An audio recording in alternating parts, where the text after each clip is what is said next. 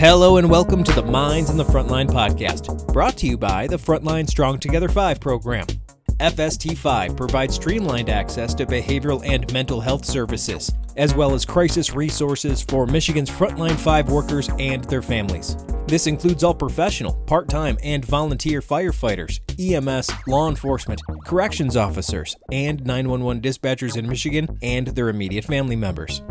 First responders and mental health experts collaboratively created FST5 to provide 24/7 live support, effective resources, and cutting-edge services to prevent and alleviate PTSD, anxiety, depression, and other frontline work-related mental and behavioral health challenges.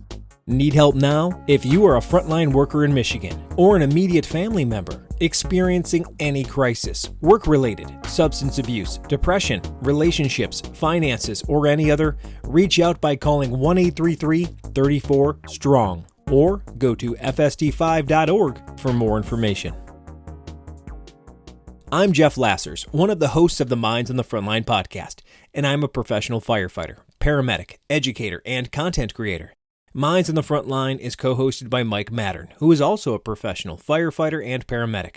In addition, Mike is a peer support team member for his fire department and the FST5 program, as well as the chair of the Michigan Professional Firefighters Union Behavioral Health Committee and a board member of the Michigan Crisis Response Association. Mike has training and experience with frontline worker mental and behavioral health. On the other hand, I do not. My role is to produce the show, whereas Mike is our resident subject matter expert. Together, we hope to inform, educate, and entertain frontline workers, their families, and the public regarding the realities of frontline work-related mental and behavioral health challenges. In today's episode, you'll get to know us better as we share our personal insights from our journey as first responders and discuss the catalyst for creating this podcast. Please check us out on YouTube, Instagram, and Facebook, and make sure to like and subscribe to all Minds in the Frontline podcast social media channels. Thank you. Enjoy the show. Hi, Mike. What's up, Geoff? How are you? Well, I'm great. I'm alone with you. Well, I don't know about that, but all right, It's technically alone. We got Johnny in the booth. He's hanging out. He's hanging out with us. This is a different setup for us. Yeah. Looking you straight in the eye, not sitting next to me, nudging me and kicking me in the leg is going to be different today. Yeah, it's weird not hiding in the corner. I'm actually out here with the regular folk. Well, this is my spot. I know. I'm actually out in the world now, not hidden in the corner, so it's nice. Yeah. So the point today is, I think, to get to the fact that we really haven't given anybody background on who we are. We do the little flyover at the beginning, professional firefighters, trainers, but nobody really knows who we are. So today we're going to give everybody that insight into our background and introduce them to how we kind of became partners on the Minds in the Frontline podcast, co-hosts under the banner of the Frontline Strong Together 5 program. So I think it's probably better if you start off just kind of giving your background. How did you even get started into behavioral and mental health? Because they selected you because you were kind of an expert. So I think starting from there and working your way to that, I think is the best part. Well, I think experts being a little generous. Well, it's relative compared to me. It's like in Inglourious Bastards. You know the third most Italian. Yeah. I don't know Italian. Like I said, third most. Yes. And I think it's just, as we talk here, I think it's just going to be one of those things where it's kind of a learned experience. It's nothing that you really seek out and read books and that kind of stuff. I think as you and I both talk, I think people are going to realize that we've experienced a lot of stuff that brought these two paths that eventually crossed. And we've talked back and forth with the two of us, but I think it's a good outlet now that we have to now talk about our backgrounds a little bit. We're not going to get in depth with some of that stuff. I think we're going to save that for future episodes. Yeah. But we're going to do kind of a flyover. Sure. So I would have to say firefighting, that happened on November 7th, 1984, the day I was born. And that's all I've ever wanted to do. I literally was born wanting to be a firefighter. Eventually found out my uncle was actually a firefighter in Dearborn. I used to go up there. That was like my birthday gift every year, was to go to the station, see the trucks, hang out. And the cool part now is those stations that I grew up going to as a kid, I now work at. I look at these stations like I've been roaming these halls for 30 some years. And it's pretty cool to work for the department that I grew up with, which is awesome. Yeah, you grew up in the town too. I grew up in the town, so I'm a hometown kid. Yeah, you know what hometown kid who So- spent time in that firehouse, who's now serving that community. Yeah. That's very Mike Mattern. It is, and there's not a place in the world else I'd rather work. Literally growing up, that's the only place I really wanted to work. That was my dream. That was my goal. There's something in the water there, because I think Dearborn Fire has more Dearborn kids and local people that join their fire department than most other communities. There is. There's a lot of guys. It's funny. There's a lot of guys that work there that I went to school with. You know, I grew up with. You know, we used to go play sports at the school together. So we all grew up together. You know, and I think it's kind of cool to do that. A couple guys, you know, the Farrell brothers, who I've known forever. That's their name, not their title. Yeah. Yes, exactly. They are Farrell, but it's because it's their name. Adam and Matt. It was kind of cool growing up, knowing what I wanted to do. I ended up getting my EMT license. I did the class when I was 17. The summer after I graduated high school, got my basic when I was 18. Got my medic when I was 19. So I started working on the road as a medic as a 19-year-old. Let me tell you, as a 19-year-old as a medic, that's an eye-opening experience. Yeah. Looking back, it's almost too soon. Looking back, yes, it was too soon because, I mean, I did it because I knew what I wanted to do. You also knew that to get a job, you needed to get that medic license. Yes. Get that out of the way. Yes. Motivated right out of high school. Then go to the fire academy. Because back then, you're testing against hundreds of people. You had to be hyper motivated. 100%. But it also, you're young enough to where you don't necessarily know how to deal with your own shit. Yeah. I would have an infant that I was doing CPR on at 19 years old, dropping a tube, putting an IO in, pushing drugs, that kind of stuff. All my other friends had no relation to that whatsoever. You know, Normal life friends, you mean? Normal life friends. Yeah. They're going to frat parties and all this other stuff. And at 19, you know, they're like, well, how was your day at work? And you drop that on them. There was no, you know what I mean? And you didn't necessarily know how to deal with it because the older people that you worked with, you know, the average age person that I worked with was like in their 30s. Sure. So, you know, and they were just move on, kid. It's all right. Well, yeah. Well, you took it as a badge of courage because at that age, you're walking into a profession that you think, well, this is what we deal with, and we put on a face. And it's very easy at that age, at 19, as a young man, to just say, yep, let's get after it. And let's just keep stacking those experiences on top 100%. of 100%. The other weird part is like at 19, 20 years old, I remember going in to see a guy we got back, we saved, and I went in to go talk with him. And he goes, oh, man, you know, I really appreciate what you did, blah, blah, blah, blah. And he goes, you know, I'd like to buy a beer sometime. And I looked at him, I go, yeah, you can't. He's like, well, no, I really want to. I go, no, really, you can't. I'm only 20. I can give narcotics. I can give morphine if I need to, but I can't walk in the store and buy a beer. You know what I mean? So it's one of those weird things. But got hired in the department just after I turned 21. And, you know, 19, 20, 21, you think you know everything about everything. You go into this adult world of the fire department where you're working with 40 and 50-year-olds who actually have some life experience. It's a little bit of a culture shock to you. You know what I mean? Especially coming in wet behind the ears, you think you know everything, and you grow up pretty fast. You have to. There's not really room for immaturity, and they'll make sure they get it out of you. But started working there, you know, obviously same thing. It was the same culture where, you know, go deal with some shitty calls and you don't really say anything to anybody about it and you just move on, and it's that old school culture. How did you go from firefighter, paramedic to, hey, I'm into this stuff, knowing that you came in with a generation who didn't care? I would have to say that, you know, I had a lot of life issues that went on during that time, but the biggest one was finally having a run that affected me to the point where I knew it affected me, but I didn't know what to do with it. So I kind of carried on the line of keep your mouth shut and move on. And that caused a lot of issues at home. It caused a lot of issues with myself personally. It came to a head eventually at one point, and, you know, we could talk about that later, but it was that crossroads moment. I can either go this way or I can go this way. And, you know, luckily I went a certain way, ended up finding a therapist that I really liked, and that who really got me through what I was dealing with that had piled on for years before that. You know, all those runs that I kind of stuffed away in my backpack, the one that finally broke the camel's back, led me to where I was. And so helped me unpack all that stuff. While doing it, I remember sitting in her office and she goes, with your experiences, have you ever thought about where you guys talk to other firefighters about this stuff? And I started laughing at her. And I said, that'll never work. And she goes, well, why not? And I go, because we don't talk about this shit. And so it was kind of funny. And I always kept it in the back of my head like it was something that I wanted to do, because I always thought it was pretty screwed up that we don't have anything. We see all this stuff. Everybody knows it's the elephant in the room, those types of things. But it was never anything that we would ever talk about. And when you say you didn't have anything, you meant locally. You just recognized it like, I don't know what everybody else has, but I'm telling you right now, as far as I know, this doesn't exist. There was nothing. They would hand you an EAP card, right, and that was it. In my experience, they sent in somebody to talk to us after the bad run, and this dude, his wingtip shoes told me that he had never been in a firehouse before. This is a true story, bro. He pulls up the chair, flips it around backwards, like he's the cool guy. Yeah. Right? And this guy's probably only a year or two older than me. And this was after a child run where a child died. He's talking to me, and I kind of got into the story of what I found. And he looks at me and goes, yeah, man, I totally understand.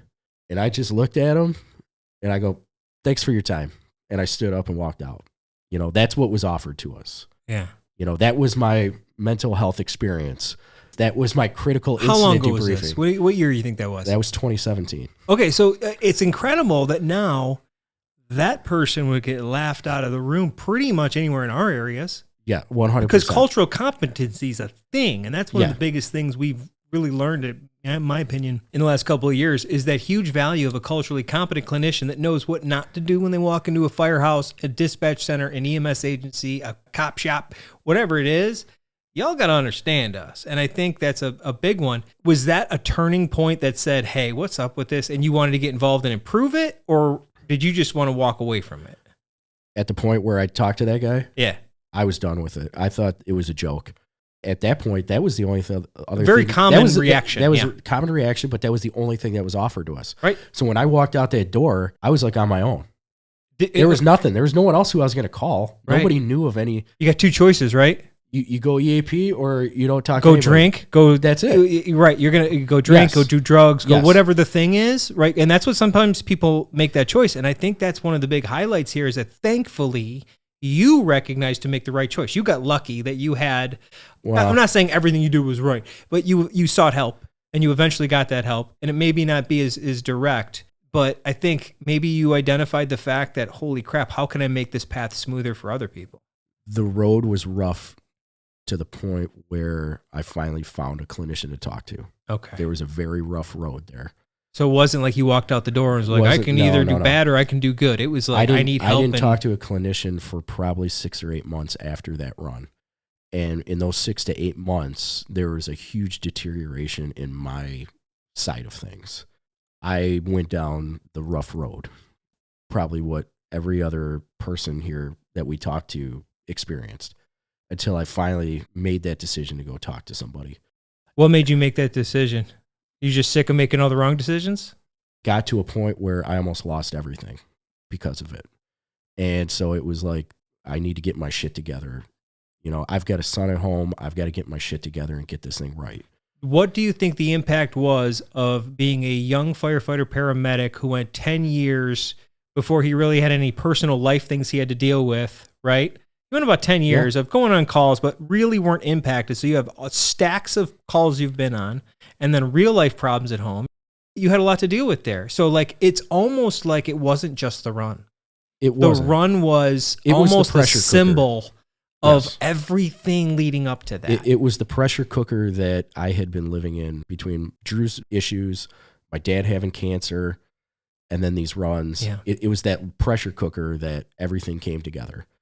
And so, like I said, I went to talk to somebody, and since she had mentioned that, it always was in the back of my head. And I'm a person who, I'm religious, but I'm not a holy roller, if that makes sense. And so I always said, you know, if this is something I'm supposed to do, there'll be a sign.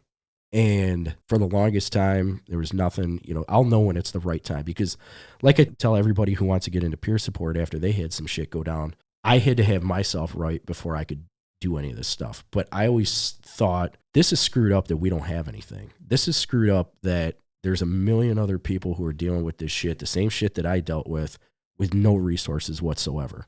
And this system has to change, because I know what I dealt with and I know what I went through, and I thought it was bullshit that anyone else would have to go through it. the timing would be right, I'd get that sign that the timing was right.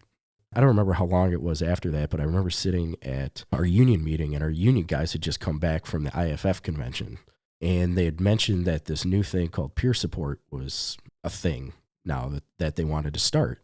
And I remember them mentioning, they go, well, if anyone's interested in starting a peer support team, come talk to us. And I remember sitting there, I got this big smile on my face, and I go, here's your sign. And so I volunteered to do it. To this day, I thought we were going to be laughed out of the place. You know what I mean? I never thought it would be what it was. There was 12 of us that started the team. We got it up and running, and within our first year, I mean, we had over 200 contacts. So, the peer support team started rolling, gaining a ton of traction. None of us expected that. And so we started doing the peer support stuff a lot, started doing a lot more call outs, started getting people to clinicians. So then after that, I actually saw an article on Wayne State University's program, the Frontline Strong program, that they were starting it. And I thought, well, for shits and giggles, I'd love to be a part of it. Let me make a phone call. That one phone call changed everything. I got a hold of Manisha. We started talking, started working with Wayne State. I wouldn't even call it working.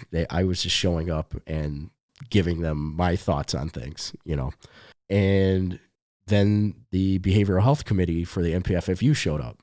And I go, well, you know what? Maybe I can help change stuff on a state level.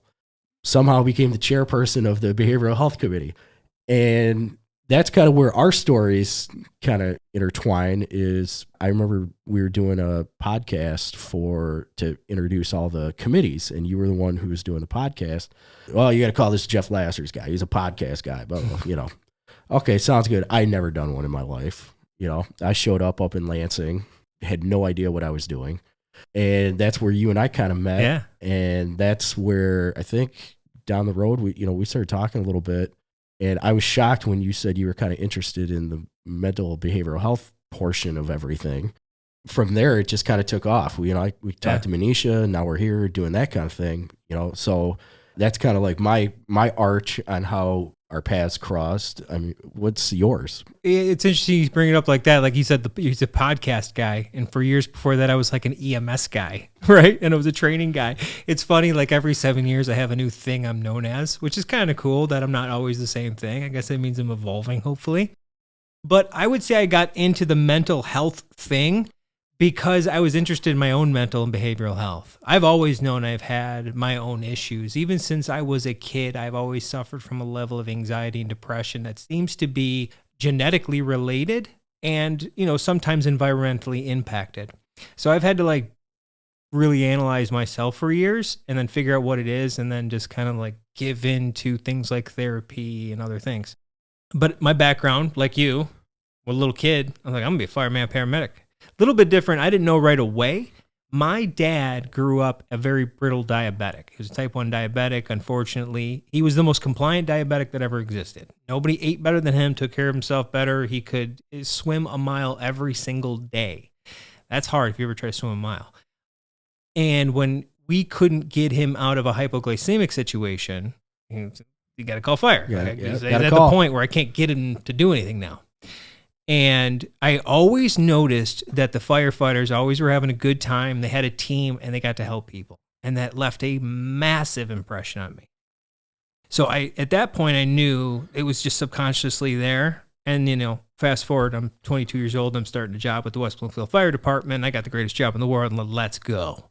And just like you, my brain's not fortified. You're going on all these calls. You're doing all this stuff. And even though I knew, and at this point in my life, I had already experienced therapy. I wouldn't say that at that point I was like a huge therapy advocate, but I certainly understood it had its place in the medical procedure world for people that needed it. But how open were you to talking about Nobody. it? Exactly. Nobody knew. Exactly. I had a damn idea. Exactly. I wouldn't even tell girlfriends. Yep. Like, no. Yep. I did my own thing. You can back up. Yep.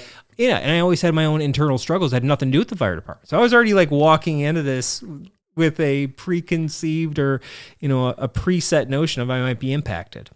And not knowing the impact of those calls, being young and being able to say, it's not my problem, and not knowing that you're kind of storing those away, it builds up. And you see stuff, and then eventually it eats you away. Then you have kids, and you're like, oh my God.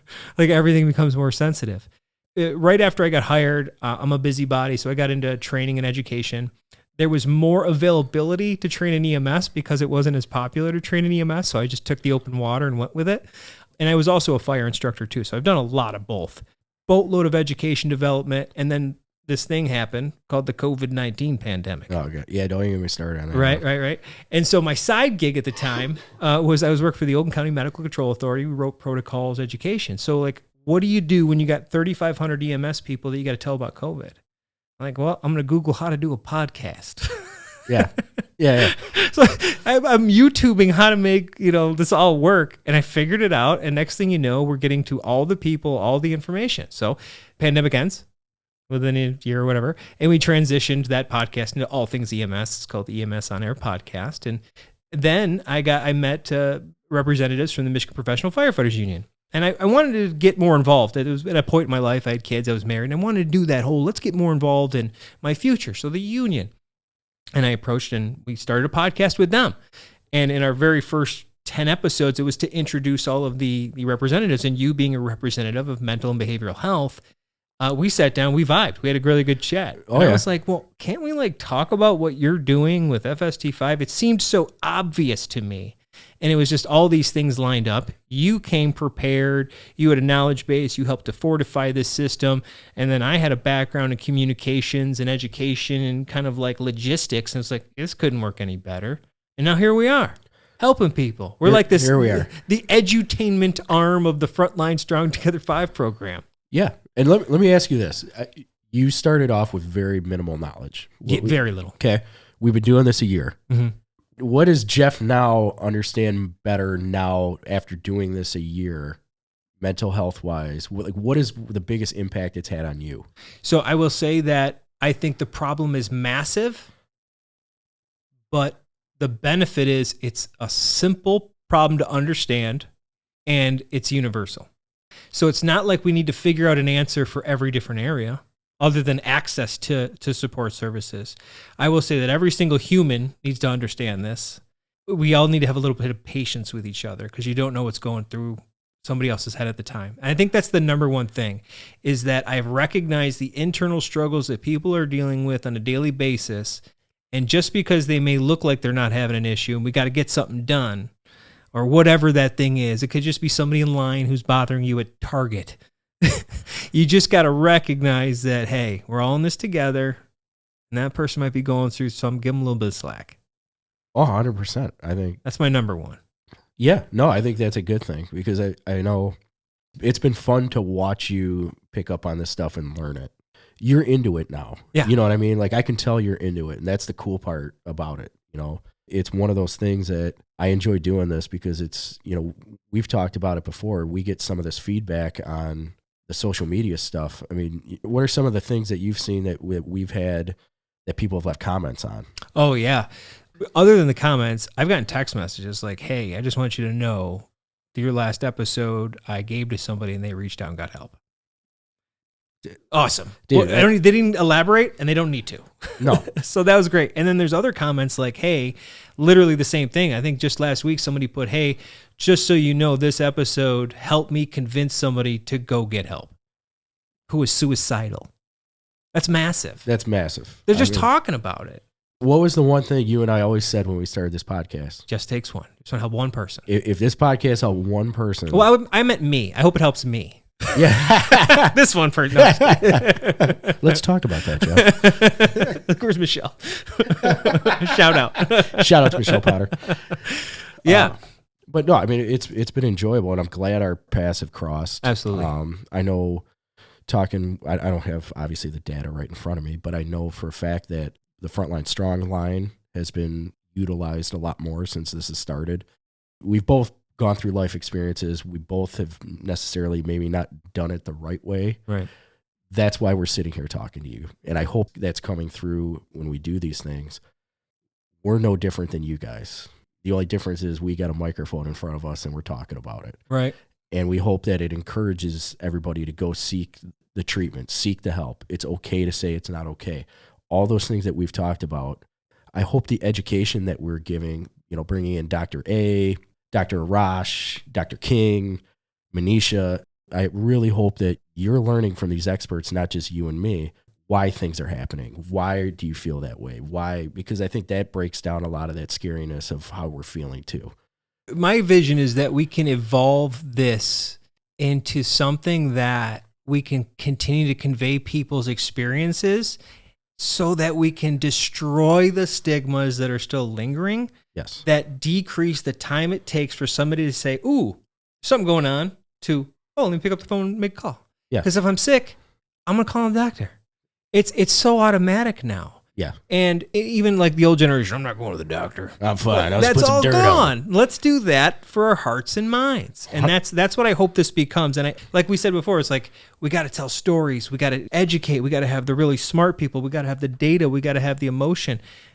What we're saying is we got to talk about it. That's it, man. Over and over and over and over again. I hope what we've achieved so far in all of our conversations is that conversation starter to remind everybody, it's like, we're not going to stop talking about it, to the point where it's normalized, and we can use this as a tool to help other people normalize it, whether it's in Michigan or otherwise. Absolutely. And this is driven by the first responders.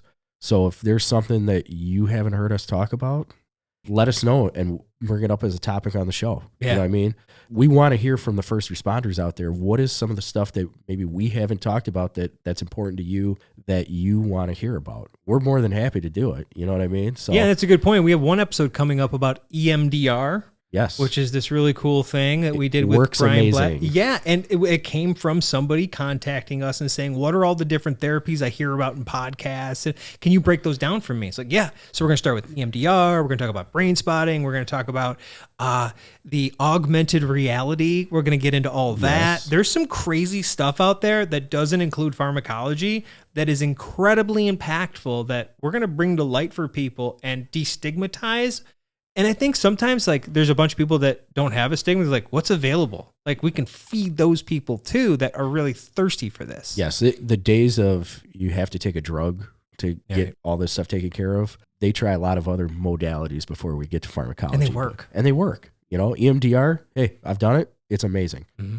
So, I mean, just know as we move forward, if there's something out there that you guys want to hear, you guys want to talk about, get a hold of us. We're more than happy to talk about it. This is for us, by us type deal. And the last thing I'm going to say is just please reach out.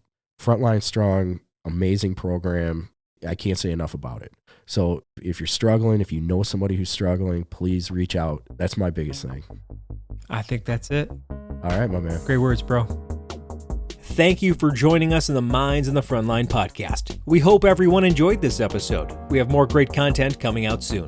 Please check us out on YouTube, Instagram, and Facebook, and make sure to like and subscribe to all Minds in the Frontline podcast social media channels.